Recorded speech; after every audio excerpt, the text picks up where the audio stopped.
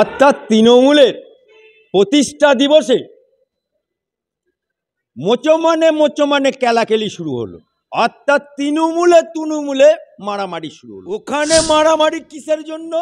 ওখানে মারামারি পুরনো আরাবুল, যে নাকি তৃণমূলের প্রতিষ্ঠা থেকে শুরু করে এমনকি বামফ্রন্টের আমলেও ও তৃণমূলের এমএলএ ছিল। শওকত মোল্লা মালটা সিপিএম এর। এই সিপিএম এর শওকত মোল্লা জীবনতলায় মমতা ব্যানার্জি সভা করবে, তখন সভাপতি এখন যে মন্ত্রী জেল খাটছে শিক্ষামন্ত্রী পার্থ চট্টোপাধ্যায় তখন জেলা সভাপতি, ও আরাবুলকে বলল যে আমি একটা মিটিংয়ের আয়োজন করো, দিদিকে নিয়ে যাব, ওখানে জীবনতলাতে মিটিং হবে।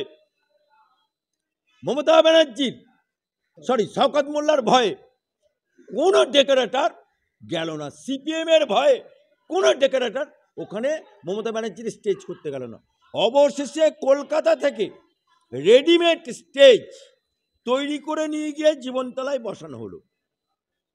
আরাবুলের নেতৃত্বে ওই মিটিংটা। Mamata Banerjee 10 minute, only 10 minutes বক্তৃতা দিয়েছে। বক্তৃতা দিয়ে নেমে গাড়িতে সবেমাত্র উঠেছে, গাড়িতে স্টার্ট দেয়নি, দ্রাম করে বাস্ট করলো বুম। স্টেজটা 8 কিলোমিটার উঁচুতে গিয়ে পড়ল। তাহলে মমতা ব্যানার্জিকে খুন করতে গেছিল, মমতা ব্যানার্জির সভাকে বানচাল করে দিতে গেছিল এই শওকত মোল্লার নেতৃত্বে। সেই শওকত মোল্লা যখন সিপিএম বামফ্রন্ট হটে গেল, টকাং করে কাতলা মাছের মতো লাফ মারলো। লাফ মেরেই ও কি করলো, মধু চাটতে লাগলো। মধু চাটতে এই শওকত মোল্লা জীবনতলায় মমতা ব্যানার্জি একটা প্রশাসনিক সভা করছে, সেখানে বলছে শওকত মোল্লা বলছে, দিদি আমি জীবনতলায় একটা বাস স্ট্যান্ড করে দিন। শওকত বাস, তুই তো বোম মারিস। অর্থাৎ মুখ্যমন্ত্রী বলছে তার দলের এমএলএ কে তুই বোম মারিস। সেই শওকত মোল্লাকে দায়িত্ব যখন ভাঙড়ের দেওয়া হলো, শওকত মোল্লা দায়িত্ব কি করে পেল না, অভিষেক বাবু ভুয়ো 7 লক্ষ ভোটে জেতা, গরু চোরের মাথা, বালি চোরের মাথা, মধু চাটার মাথা, এই মধু চাটা লোকের সাথে মধু চাটা লোকের পীড়িত হয়। এ অভিষেক ব্যানার্জিকে মাল দিয়ে ওখানে দায়িত্ব নিয়েছিল। এখন ওখানে শওকত মোল্লা বাহিনী আর আরাবুল বাহিনীর লড়াই হচ্ছে। অর্থাৎ পুরনো তৃণমূল আদি তৃণমূলের লড়াই 1 জানুয়ারি 2025 शुरू হলো। अभी तो शुरू हुआ, अभी तो ट्रेलर चल रहा है, पिक्चर अभी बाकी है। আচ্ছা, আপনি বলছেন যে শওকত মোল্লা মমতা ব্যানার্জিকে জীবনতলায় মারার প্ল্যান করেছিল, তো আপনি সেই জায়গায় ছিলেন না? মমতা ব্যানার্জি ছিল, মমতা ব্যানার্জি ভালোই জানে, তাহলে সেই মমতা ব্যানার্জি সেই শওকত মোল্লাকে নিজের দলের এমএলএ কেন করলেন বলুন? আরে মমতা ব্যানার্জি দলে এরকম অনেক ক্ষমতা হওয়ার পরে মমতা ব্যানার্জির আইডিওলজি কি ছিল, তৃণমূলের আইডিওলজি কি ছিল? বামপন হাটাও, বাংলা বাঁচাও, এটাই হচ্ছিল আইডিওলজি। আর এটাই ছিল আইডিওলজি, আর এটাই ছিল মূল উদ্দেশ্য। বামপন হটে গেল, আইডিওলজি শেষ। এই যখন ক্ষমতায়ন হলো, এই দুর্বৃত্তায়ন যারা আছে তারা তো ধান্দাবাজ, যারা পলিটিক্সটাকে পেশা মনে করে ধান্দাবাজ, সেই সমস্ত মালেরা তৃণমূলে লাভ দিল।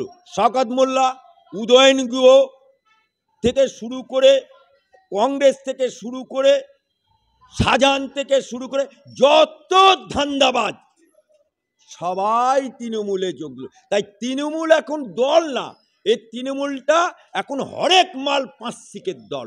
তাই আজকে ওই দলে অনেক আগাছা কুগাছা, অর্থাৎ মধু থাকলে পিঁপড়ের অভাব হয় না, মধু থাকলে মৌমাছির হবে না, অভাব হবে না। তাই যারা এখন যে অন্য দল থেকে এসছে তারা সবাই মধু চাটতে এসছে।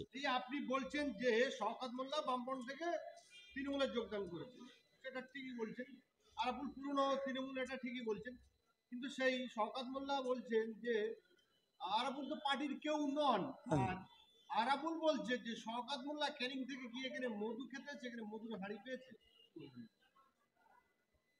আরাবুলের বাপের জন্মে ঠিক আছে, দল একটাই করে, শওকত মোল্লার বাপের ঠিক দেখেছি যে 1 জানুয়ারি শাসক দলের প্রতিষ্ঠাতা দিবসে একদম উত্তপ্ত হয়ে পড়ে ভাঙড় বিধানসভা, আরাবুলের ওপরে আক্রমণ করছে শওকত মোল্লার অনুগামী, কি বলবেন? অর্থাৎ তৃণমূলের প্রতিষ্ঠা দিবসে মোচমানে কেলাকেলি শুরু হলো, অর্থাৎ তৃণমূলে মারামারি শুরু হলো। আর মালদাতে ওদের কাউন্সিলর খুন হলো। তাই তৃণমূলের প্রতিষ্ঠা দিবস এবং 25 সাল রক্তে রাঙা মৃত্যু দিয়ে বছর শুরু হলো এই তৃণমূলের। এখন ইন্তেজার করুন যে গোটা 25 সাল এবং 26 সাল পর্যন্ত তৃণমূলে আর কত মারামারি দেখবেন, আর কত বকরার হিস্সার মারামারি দেখবেন। ওখানে মারামারি কিসের জন্য? ওখানে মারামারি পুরনো আরাবুল, যে নাকি তৃণমূলের প্রতিষ্ঠা থেকে শুরু করে এমনকি বামফ্রন্টের আমলেও ও তৃণমূলের এমএলএ ছিল। শওকত মোল্লা মালটা সিপিএম এর। এই সিপিএম এর শওকত মোল্লা জীবনতলায় মমতা ব্যানার্জির সভা করবে, তখন সভাপতি, এখন যে মন্ত্রী জেল কাটছে শিক্ষামন্ত্রী পার্থ চট্টোপাধ্যায়, তখন জেলা সভাপতি, ও আরাবুলকে বলল যে আমি একটা মিটিংয়ের আয়োজন করো, দিদিকে নিয়ে যাব, ওখানে জীবনতলাতে মিটিং হবে মমতা ব্যানার্জির। আরাবুল বাহিনীর ভয়ে কোনো ডেকোরেটর স্টেজ করতে গেল না। শওকত মোল্লার ভয়ে কোনো ডেকোরেটর গেল না।